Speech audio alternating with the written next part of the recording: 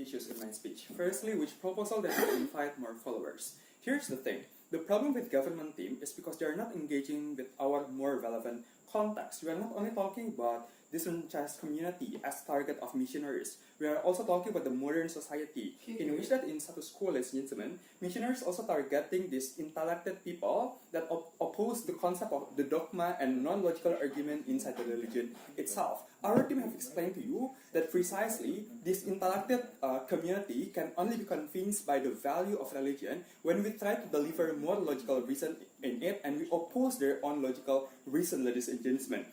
Unfortunately, until the week of the government team, they are unable to respond this case. But to make it fair, let's also engage with their own context, in which the target of these missionaries is a disenfranchised communities. The debate will be which side that will convince disenfranchised community to opt in to the religion. So here's the thing, two layers. Firstly, the problem with their side is because there is no process in explaining why non-logical argument is more understandable to these disenfranchised communities. Because here's the thing, we cannot take this point for granted. Why? Because for the people, such as poor people, who is in need of short-term benefit, promising them that you will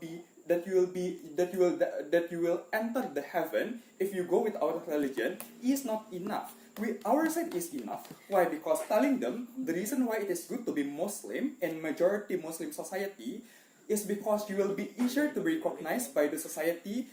Because of what? Because you have more similarities with them. Thus, it will be easier also for you as well to gain short-term benefit, gaining more job because you are judged by the status of your religion, for example, and so on and so forth. Thus, we think that our side of the house, to some extent, also will be more convincing to these disenfranchised communities, ladies and gentlemen. But secondly, we also told you that why in our past case scenarios, in the moment when we are able to convince these disenfranchised communities, then it will not overwhelm the purity of religion. Number one, our team have explained to you completely that in our side of the house, we still use the verse in Holy Book. No response from our government team. Why when we give why when we deliver a logical reason based on the verse in Holy Book, it is no longer a pure religion. They never explain to you on that moment. But secondly, we also told you that even if in starting point we do not use the verse as our logical argument, then once they already comfort, what is important is that we try to ensure that they will be comfortable with our religion. And here's the thing, once they are already comfortable with our religion, then it will be easier for us to start more discussion that is more complex, to start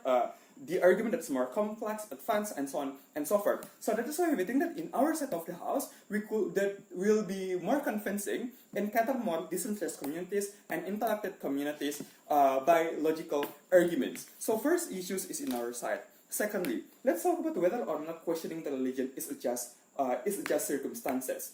The problem with government team is because there's an inconsistency. First speaker explained to you that it's a disgrace when we question the value of religion. While unfortunately, Neny delivered the analysis that their side, the question in their side will be more constructive. So the point is that we question them on whether or not questioning the core value of religion is just circumstances. I will not engage with Neny because they never explain to you that what kind of constructive question that happened in their side of the house. I will engage to Firman's point whether or not it is a disgrace when we question our value of religion. Firstly, we told you that no, it is not. We think that questioning the value of religion is good and welcome and common even in centuries ago. For example, centuries ago in Christian, Jesus allows Jewish community to question his preaching. Invite anyone who want to ask anything about Trinity and so on and so forth in a church.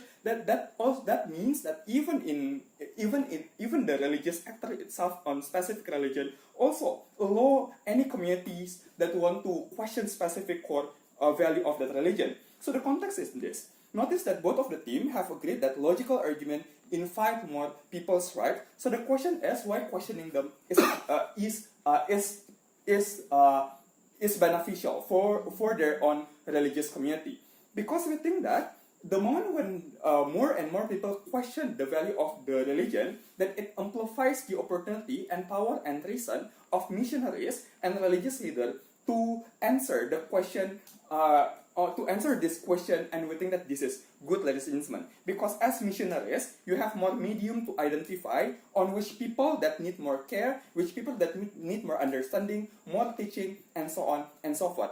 And so forth. Their side will disincentivize these missionaries to understand on which followers they need more understanding and more care, ladies and gentlemen. But secondly, we also told you that this is also good when followers give more question about the value of the religion. Why? Because we told you that it will expose the value of the religion itself by the existence of public discourse that have been explained by my deputy, and we think that it will give benefit to this religious community. Why? Because it will invite people to be more curious and start to have more research about this religion, and when they have a question, then they will engage to this public discourse, in which we think that it is good because missionaries itself have more opportunity to clarify all the assumption of this potential congregation. So that's why we think that questioning this core value of religion, because the existence of logical argument, is also good. Lastly, let's talk about our worst case scenario. So government team told you that our worst case is unjust because all members will have their own logical argument. Two things. Firstly, in worst case, assuming that the diversity of logical argument is abusive, then precisely it happens in government team. Why? Because you deliver non-logical argument that is unimaginable and have flaws in the process to prove that the validity and the correlation with the real life. That is to say, when members need more explanation, and missionaries unable to explain it with logical argument, then they will start to make their own logical argument to feel comfortable inside of this religion, and we think that this is bad.